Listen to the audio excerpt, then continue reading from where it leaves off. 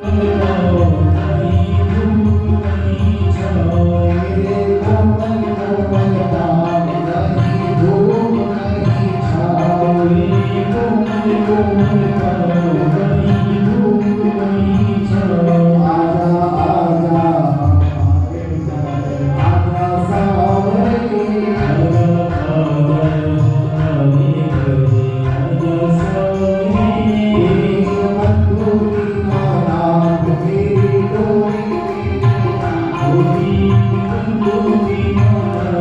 holy,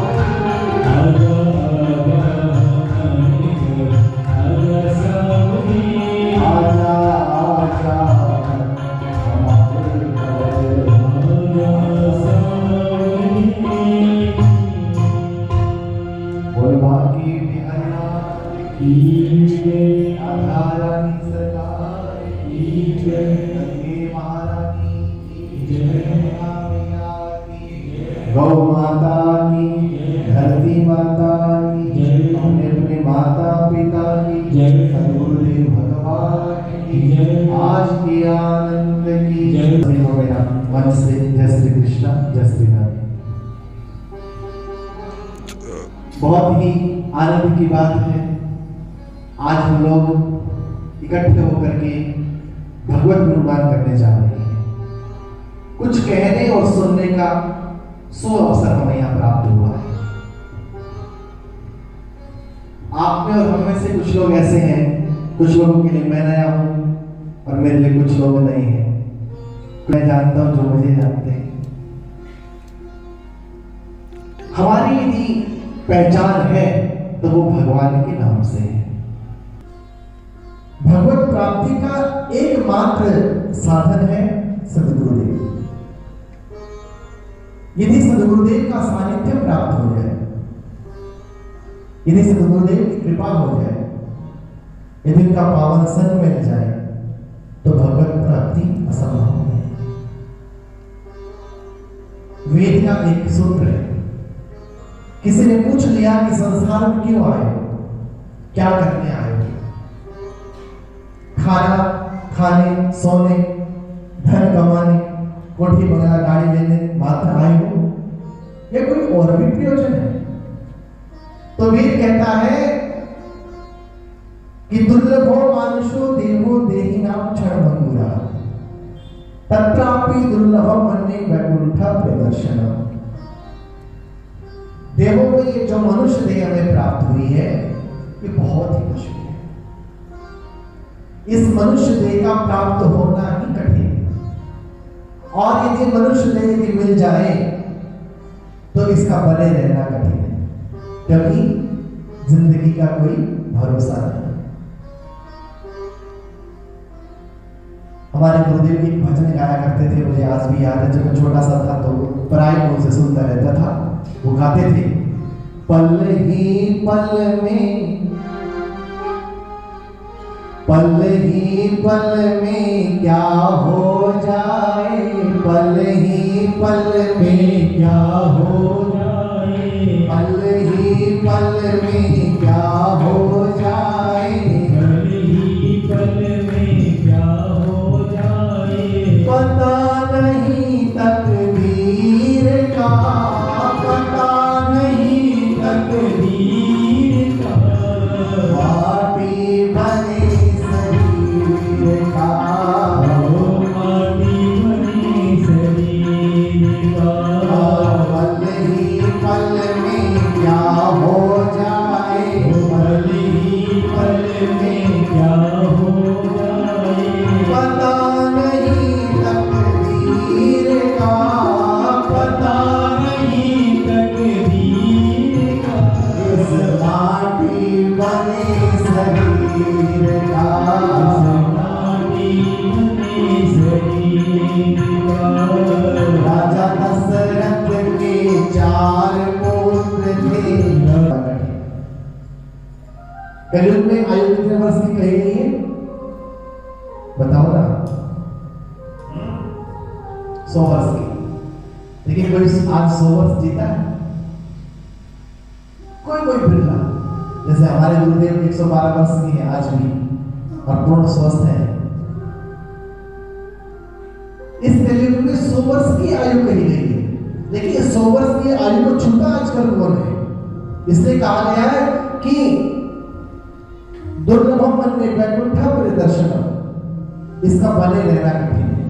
और यदि मनुष्य देह भी मिल जाए, बड़ी उम्र भी मिल जाए, तो बड़ी उम्र पाने के बावजूद संतों का संग मिलना कठिन है। और यदि संतों का संग भी मिल जाए तो संतों का जो सत्संग है, जो वाणी है, वो हृदय में बैठना कठिन है। और यदि मनुष्य देह प्राप्त करके संतों का संग मिल जाए, संतों की वाणी हृदय में बैठ जाए, तो फिर प्रभु का मिलना कठिन नहीं है। भगवान फिर मिल ही जाते हैं। जैसे सुखदेव जी से राजा परीक्षित ने पूछा, गुरुदेव भगवान किसको मिलते हैं? तो सुखदेव मुनि ने कहा कि राजन, भगवान ना काल देखता है, ना आयु देखता है, ना समय देखता है। किसी भी काल में भी उम्र वाले को और किसी भी समय भगवान प्रकट हो जाते हैं। जब राम जी प्रकट हुए तो स्तुति गाई देवताओं ने, भय प्रगट कृपाला कौशल्या। यहाँ पर ये नहीं कहा कि भगवान का जन्म हुआ, भय प्रगट कृपाला, यानी प्रगट कौन होता है? जो पहले से मौजूद होता है, जो पहले से मौजूद होती है। भगवान जन्म नहीं लेते। तो भगवान किसको मिलते हैं? तो भगवान अपने भक्तों को मिलते हैं। किन भक्तों को? अन्या चिंतयन्तो माम ये जना परिभाषते तेषां नित्यभियुक्तानां योगक्षेमम्। भगवान कहते हैं जो अन्यथा से मेरा भजन करता है, मेरी प्राप्ति उसको हो जाती है। भक्त भगवान के पीछे फिरता है और भगवान अपने भक्त के पीछे फिरता है। एक संत कहा करते थे, जो बछड़ा गौ की नजर त्यो साईं और संत, पाछे पाछे फिरत है भक्त वत्सल भगवंत। जो बछड़ा गौ की नजर, जैसे तुरंत की ब्याई हुई गाय अपने बछड़े के पीछे पीछे चलती है, त्यो साईं और संत पाछे पाछे फिरत है भक्त वत्सल भगवंत। जो तू दौड़े एक पग तो मैं दौड़ू साथ, और पाछे पाछे मैं फिरूं कभी न छोड़ू। ये भगवान का वचन है। व्याधस्या चरणं ध्रुवस्य च वयो विद्या गजेन्द्रशका काजातिरुद्रस्य यादवपते रुद्रस्य किं पौरुषं कुब्जाया किं तत्र रूपमधिकं किं तत्सुधामनोधनं भक्ता तुष्यति केवलं परमया भक्ति प्रियो माधवम्। बोलो भक्ति प्रियो। यदि भगवान को कुछ प्रिय है तो वो भक्ति प्रिय है। व्याधश्चात् चरणं ध्रुवस्य वयो और विद्या गजेन्द्रशका काजातिरुद्रस्य यादवपते रुद्रस्य किं पौरुषम्। यदि भगवान को आयु ही प्रिय होती तो कभी ध्रुव को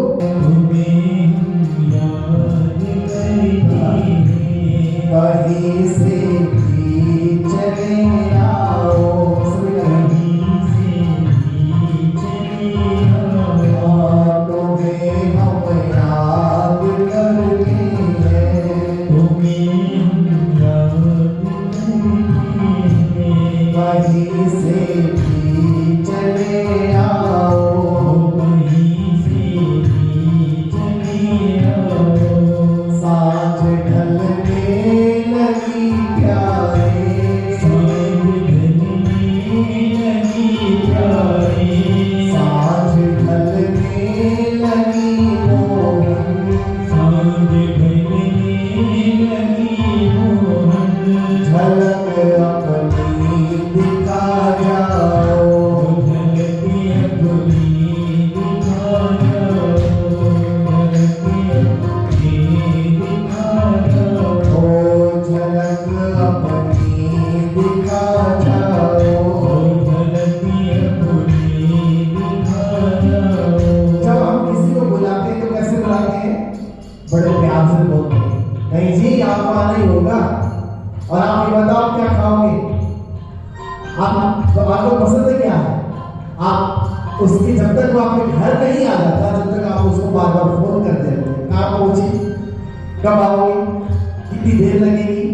तो ऐसे ही भक्त भगवान का इंतजार करता है।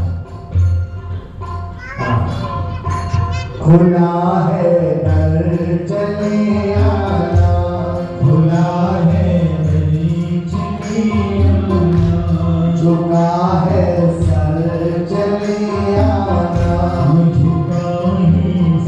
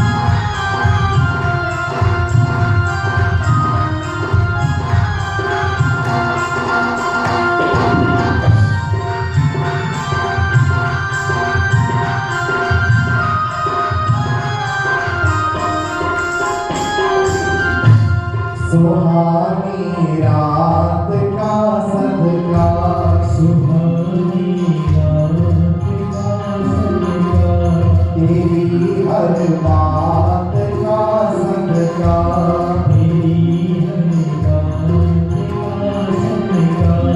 बसे हो तुम ही तुम जिसमें, बसे हो तुम ही तुम जिसमें, बसे हो तुम ही तुम जिसमें, बसे हो तुम ही तुम जिसमें।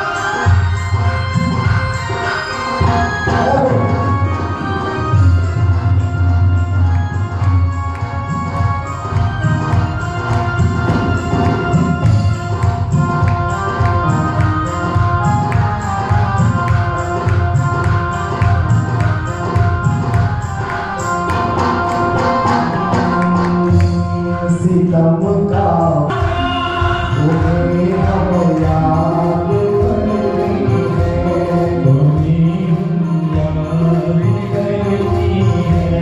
कहीं से भी चले आओ, कहीं से भी चले आओ।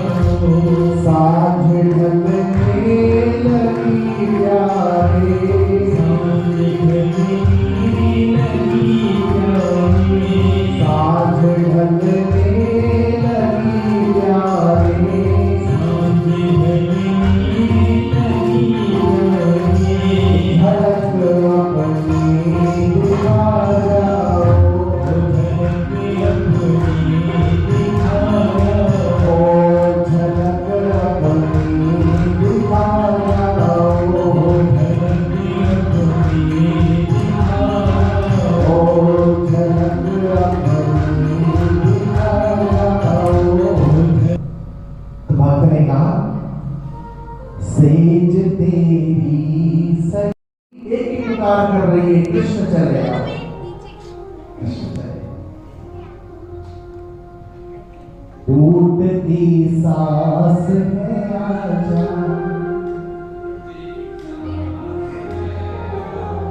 और बिखरती आस है आजा। जो बड़े राज घराने का है, जो बड़े बड़े राज घरानों में जाता है, तो झोपड़ी वाला सोचेगा वो कभी मेरी झोपड़ी है। लेकिन यही देखो, यही भगवान का प्रेम है, यही उनकी महानता है कि वो राज घराने में किसी राजा का बेटा होकर के आज इसी झोपड़ी में जा रहा है। काफी दरवाजा खोलो, भूख लगी है, और जब दरवाजा खोला और भगवान को देखा तो सुध बुध हो गई। पलक उठा कर उसको जो देखा, और देखते ही तो खाली चौकी को उठा करके उल्टा कर दिया और बोले प्रभु बैठिए। आप में से हम में से कोई होता तो कहता पागल हो गई क्या, सीधी चौकी को उल्टा करके कहते हो बैठिए मत कर। लेकिन वहां प्रेम समाधि को तोड़ा नहीं, प्रेम समाधि लगी है विद्रानी की, कृष्ण सदा प्रेम में डूबी हुई है।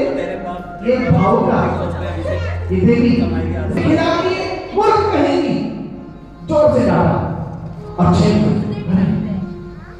मुझसे अपराध हो गया। अरे मैंने कृष्ण को छिलके खिला दिए और इतनी अंदर से घृणा हो गई विद्रानी को कि भगवान को बड़े बड़े भोग लगाते हैं। कोई मालपुआ खिलाता है, कोई खीर खिलाता है, कोई हलवा खिलाता है, कोई पानी खिलाता है, और इस गुलामी को देखो, खिचड़ी खिला रही है, मोटे ऊपर इतनी घृणा हुई, रोने लगी और चरण पकड़ने लगी भगवान को भूल गई और विदुर जी के चरण पकड़ के कहती, कृष्ण तो पागल हो गए, इसका कोई हाल नहीं। तो भगवान की ओर विदुर जी आगे बढ़े और भगवान की बाह पकड़ के कहने लगे, प्रभु ठीक है, इसका तो पागल होना लाजमी था, इसका तो पागल होना ही था। किसी गरीब को मणि मिल जाए तो वो तो पागल हो ही जाएगा।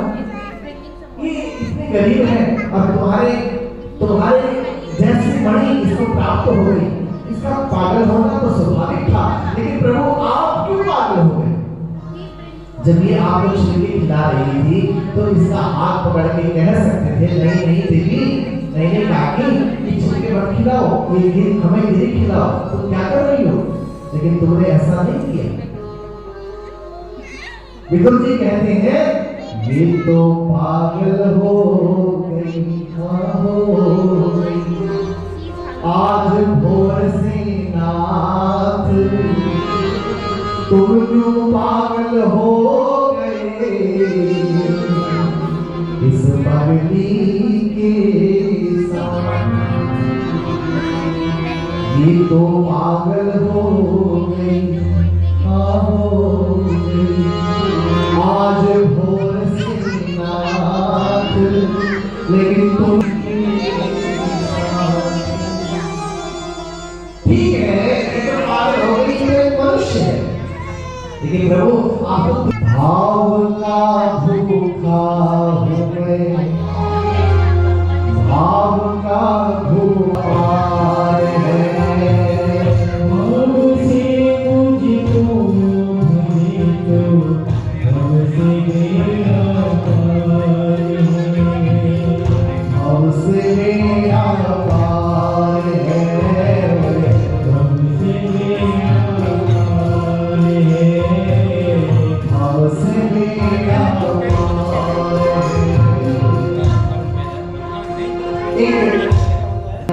हम हो गए राधा रानी के, हम हो गए कृष्ण मुरारी के, हम हो गए राधा रानी के, हम हो गए कृष्ण मुरारी के, हम हो गए राधा रानी के, हम हो गए कृष्ण मुरारी के, हम हो गए राधा रानी के, हम हो गए राधा रानी के, हम हो गए राधा रानी के, हम हो गए राधा रानी के, हम हाथों उठाकर कहते हैं, हम हो गए कुंज बिहारी के, हम हाथी उठाकर कहते हैं, हम हो गए कुंज बिहारी के, हाथों उठाकर कहते हैं, हम हो गए कुंज बिहारी के, हाथी उठाकर कहते हैं, हम हो गए कुंज बिहारी के, हम हाथों उठाकर कहते हैं, हम हो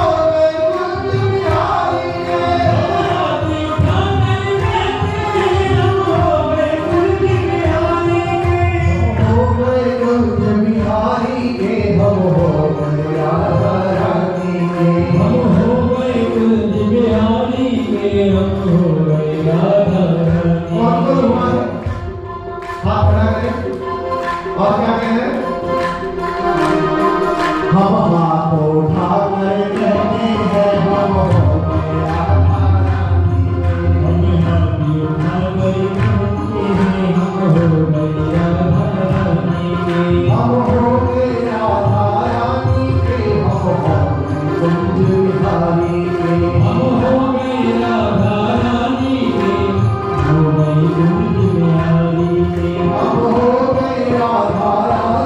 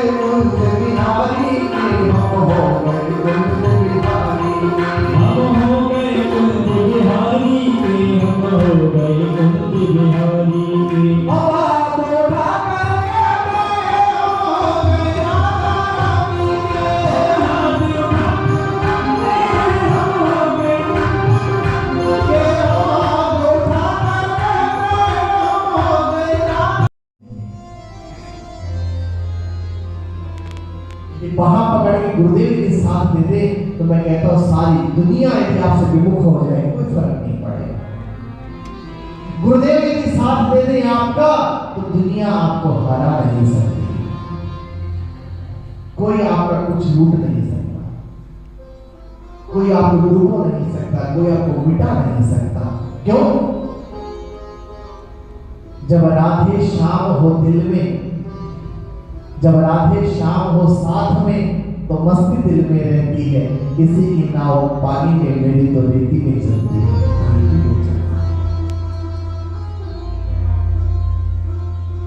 जब संतों का साथ होता है, जब भक्तों का साथ होता है, जब गुरुदेव का साथ होता है, दुनिया की परवाह नहीं होती। तब कौन हमारे साथ है, कौन हमारे साथ नहीं है, कोई फर्क नहीं। फिर तो जीवन एक संगीत बन जाता है। जैसे संगीत के 7 स्वर होते हैं, 7 लोग कहे गए हैं, 7 द्वार कहे गए हैं, ऐसे ही ये जीवन सतरंगी बन करके आनंद लेता हुआ इस भाव सिंधु से पार हो जाता है। कब? जब किसी सतगुरुदेव का साथ प्राप्त हो जाता है। और कृपा जब होती है तो गुरुदेव के द्वारा ही होती है।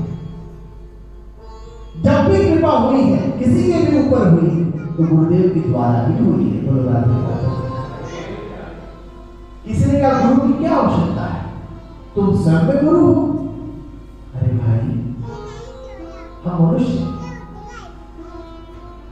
हम इस संसार में इस मोह माया में बंधे हुए हैं। हमको इस मोह माया से बाहर आने के लिए किसी व्यक्ति विशेष की आवश्यकता है। किसकी? जिसने धर्म का उपार्जन किया है, जिसने वेद शास्त्रों के ऋचाओं का साधन प्राप्त किया है, जिसने साधनाओं को प्राप्त किया है, ऐसे किसी महापुरुष की हमें आवश्यकता होती है। जीवन में गुरु की आवश्यकता उतनी ही है जितनी सब्जी बनाने वाले की है। आपके घर में आलू है, आपने आलू की सब्जी बनाई, तो बताओ सब्जी बनाने के बाद आलू बढ़िया होता है कि सब्जी बनाने से पहले बढ़िया होता है? हाँ, बोलो ना। जब उसमें तेल, जीरा, हींग, धनिया, गरम मसाला उसको लटपट कर देता है, तब वो आलू स्वादिष्ट हो जाता है, तब उस आलू में स्वाद आ जाता है। ऐसे ही जब हमारे जीवन में अपने विचारों के द्वारा हमें लटपट कर देता है कोई महापुरुष, तो हमारे जीवन में स्वाद आ जाता है। जब तक जीवन में सद्गुरु नहीं है, जीवन में स्वाद नहीं होता। जीवन तब तक स्वादहीन है जब तक जीवन में किसी महापुरुष का साथ नहीं। बोलो राधे राधे। किसी भक्त का साथ नहीं।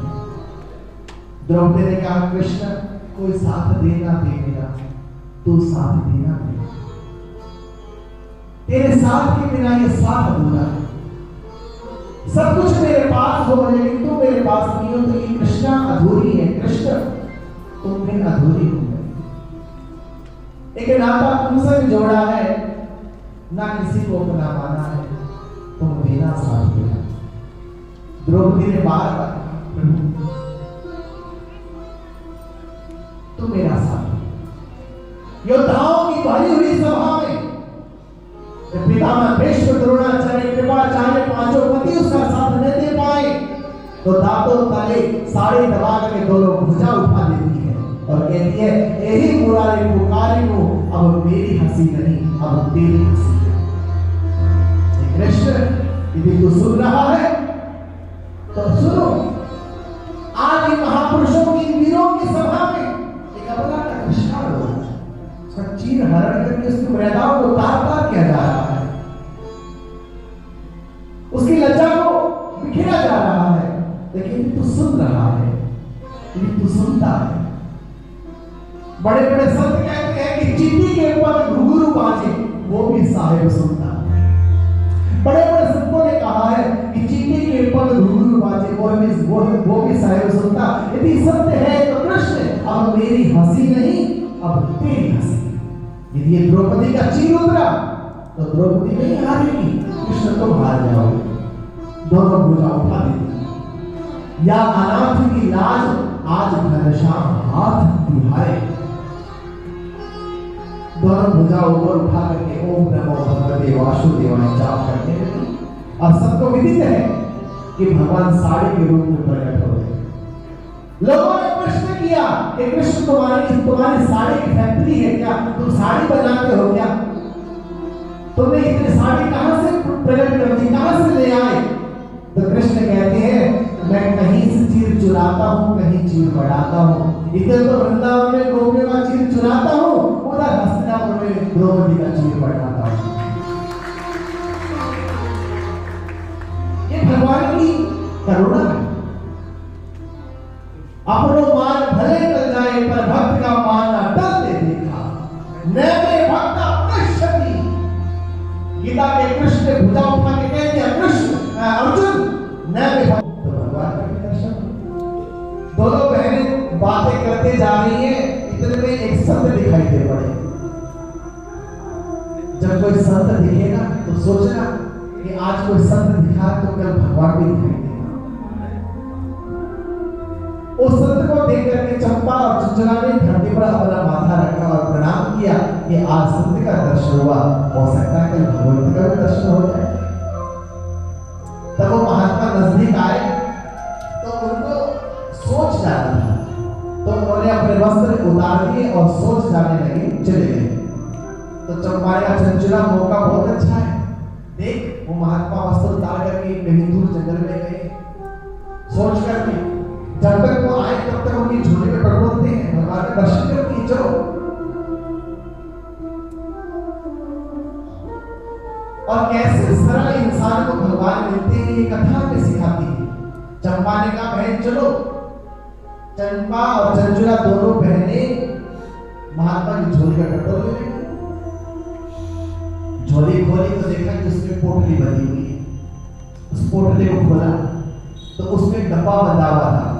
वो डब्बे को खोला तो उसमें लड्डू गोपाल भगवान का दर्शन हुआ। लड्डू गोपाल जी जैसे हाथ में एक हाथ में लड्डू है, एक हाथ में पीछे से एक पैर उठा हुआ है, एक पैर धरती पर है।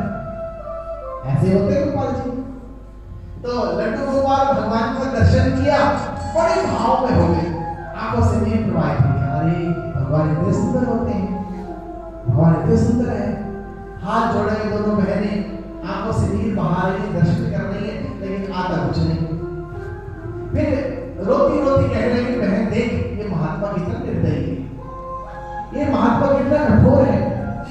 भगवान को इस डब्बे में बंद कर रखा और देखो डब्बे में पड़े पड़े इनके में टेढ़े हो गए। एक हाथ ऐसे डब्बे में पड़े पड़े इनके अंग टेढ़े हो गए। तो चंचला ने कहा चंपा तू बात तो सही कह रही है, ये महात्मा बड़ा कठोर है। इतने सुंदर भगवान को, इतने सुकोमल भगवान को डब्बे में बंद करके रखा है, तभी ये टेढ़े हो गए। ला जरा मक्खन की मटकी धर ला, इनको सीधा करती है। इन बेचारे को कौन समझाए कि भगवान ऐसे ही होते हैं। ये तो प्रतिभा है, लेकिन जिन्हें आंखें खुदा ने दी वो पत्थर को खुदा समझे, और जिसका दिल ही पत्थर हो वो पत्थर को क्या समझे।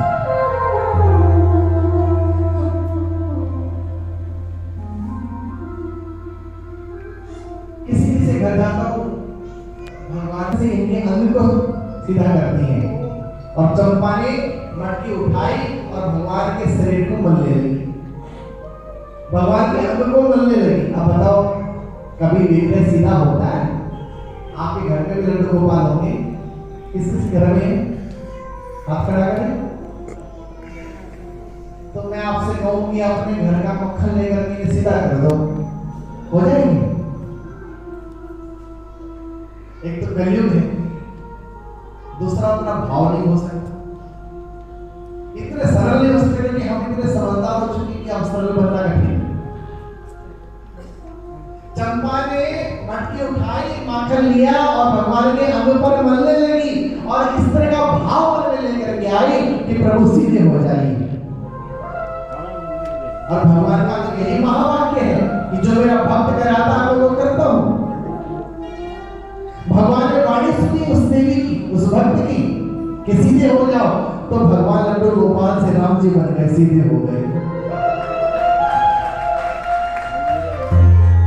और मक्खन मल के भगवान को सीधा कर दिया, फिर डब्बे पे रखा, प्रणाम करने लगी, सिर झुकाने लगी, कभी देखती है कभी सिर झुकाती, कभी देखती है कभी फिर सिर झुकाती, और तो कुछ आता नहीं बेचारी। इतने में महात्मा जी आ गए और महात्मा ने देखा ये दो औरतें मेरा सामान टटोल रही है, मुझे लगता है चोर है। महात्मा ने क्या कर रही हो, मेरे कपड़ों को क्यों तुम टटोल रही हो? और निकट आकर के जब देखा, बोले हाय मेरे ठाकुर जी चुरा ली। अरे मेरे ठाकुर जी के स्थान पर कौन सी मूर्ति रखती इन्होंने, लेकिन वो तो सीधे हो चुके थे। महात्मा ने कहा सच बताओ मेरे भगवान कहाँ हैं?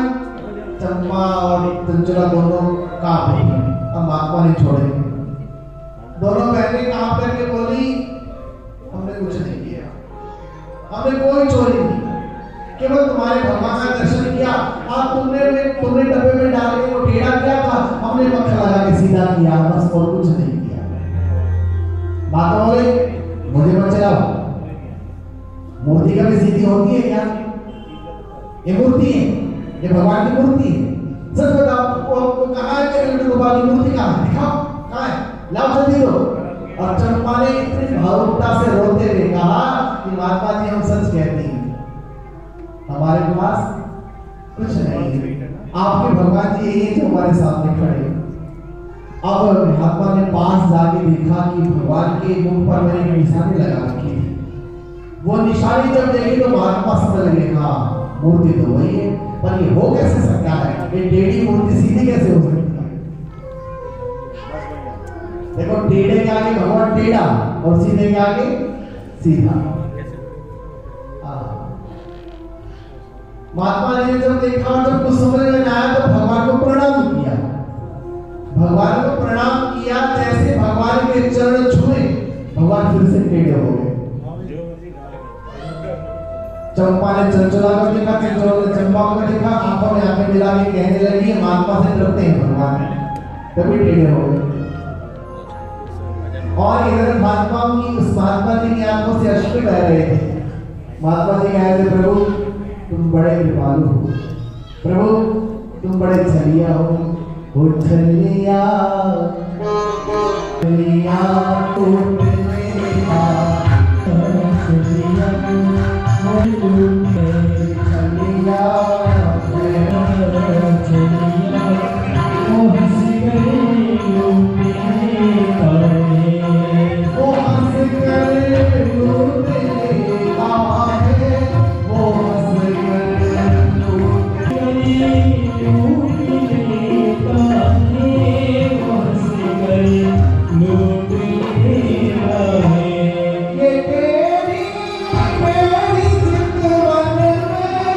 Yes,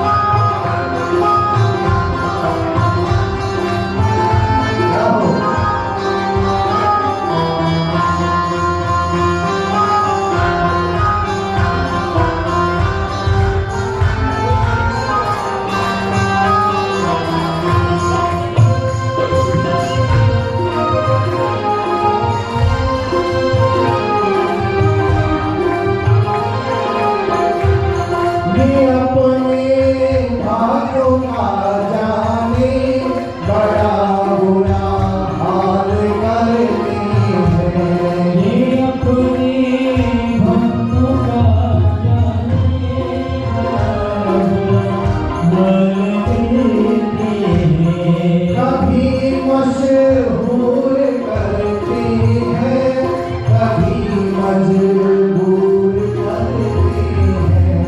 कभी हंसती लेता है ये हंस कर लूट लेता है। ये हंस कर लूट लेता है, ये हंस कर लूट लेता ये हंस कर लूट लेता। है। दिया ये हंस कर लूट लेता है। बोल तो धरती पर क्यों खड़ा, और ये धरा कहीं कि मैं पड़ी तो बोल सिर के शेष के सिर पर क्यों खड़ी। वो शेष कहे कि मैं बड़ा तो शंकर के गले में क्यों पड़ा। वो शंकर कहे कि मैं बड़ा तो कैलाश पर्वत में जाके क्यों रहा। वो कैलाश कहे कि मैं बड़ा तो रावण के डर से क्यों खलबला। और वो रावण कहे कि मैं बड़ा तो बाली के बगल में 6 महीने क्यों दबा। और वो बाली कहे कि मैं बड़ा तो राम के बाण से क्यों मरा। और वो राम कहे कि मैं बड़ा तो मैं कहता हूं फिर मेरे दिल में खुद क्यों बसा। आदमी कहे कि मैं बड़ा तो वो तो धरती पर क्यों खड़ा। ये धरती कहे कि मैं बड़ी तो शेष के सिर पर क्यों खड़ी। शेष कहे कि मैं बड़ा तो शंकर गले में क्यों पड़ा। शंकर कहे कि मैं बड़ा तो कैलाश पर्वत में जाके क्यों रहे। कैलाश कहे कि मैं बड़ा तो रावण के डर से क्यों खलबला। रावण कहे कि मैं बड़ा तो बाली के बगल में 6 महीने क्यों दबा। वो बाली कहे कि मैंने कैलाश पर्वत को मैं उठाने वाले रावण को डराया है दबाया है तो राम के बाण से क्यों मरा। तो वही भगवान कहते कि राम कृष्ण कहे कि मैं बड़ा तो फिर हमारे हृदय में तू क्यों बसा। तुम्हें भी एक मंदिर चाहिए रहने के लिए प्रभु, और तुम अच्छी तरह जानते हो मेरे मन से ज्यादा खूबसूरत दुनिया का कोई मंदिर नहीं है। दुनिया में सारे मंदिर हमारे बनाए हुए हैं, लेकिन ये मन का मंदिर प्रभु आपने बनाया हुआ। को याद कर करके हनुमान जी खुश होते हैं। हनुमान जी के पीछे पूछ रही है। अब दुनिया में रोना इसी बात का है। हमारी पूछ नहीं करी, हम उसके घर गए, हमारी पूछ नहीं हुई। हम उसकी शादी में गए, उसकी पार्टी में गए, हमारी पूछ नहीं हुई, नहीं जाएंगे उसकी बात। उसने बुलाया भीतर में, हमारी पूछ नहीं की। दुनिया में रोना ही पूछ रहा है। सारी दुनिया पूछ के पीछे पड़ी और पूछ देखो वो हनुमान जी के पीछे पड़ी। हमारी पूछ जरा सी भी नहीं है और हनुमान जी की पूछ इतनी लंबी है कि पूरी लंका का कपड़ा खत्म हो गया पर पूछ खत्म नहीं हुई। क्यों?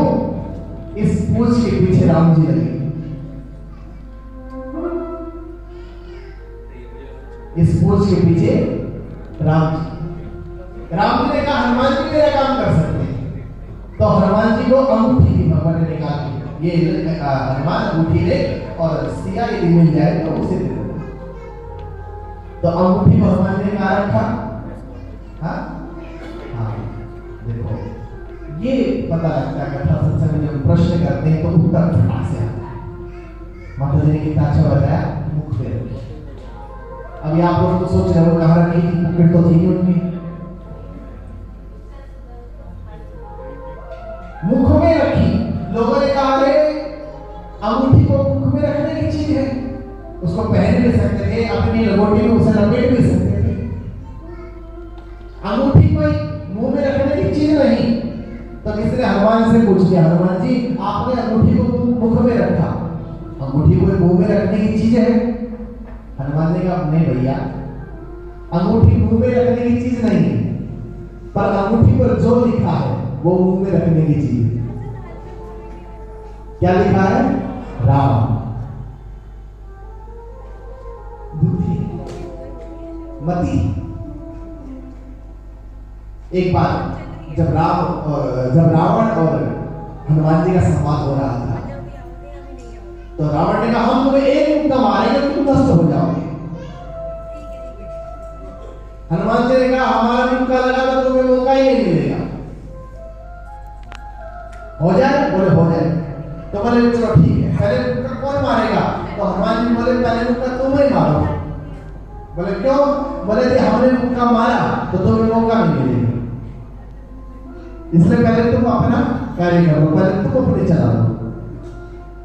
तो रावण ने कहा ठीक है। तो रावण ने पूरा जोर लगा के हनुमान जी को मुक्का मारा। तो हनुमान जी को जरा सा झटका लगा और समझ गए।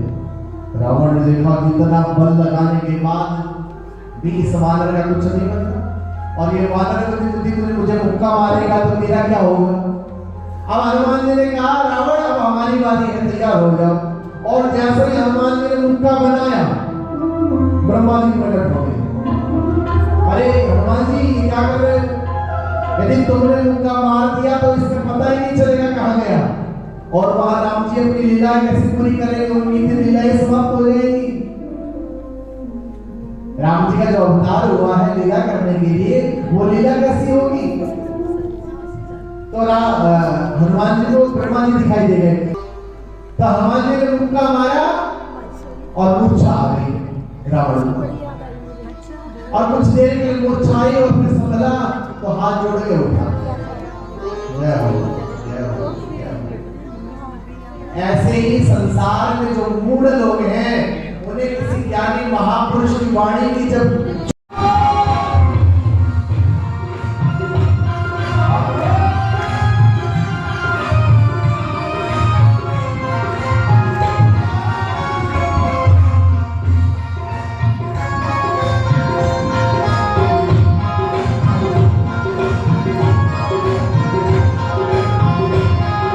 Hare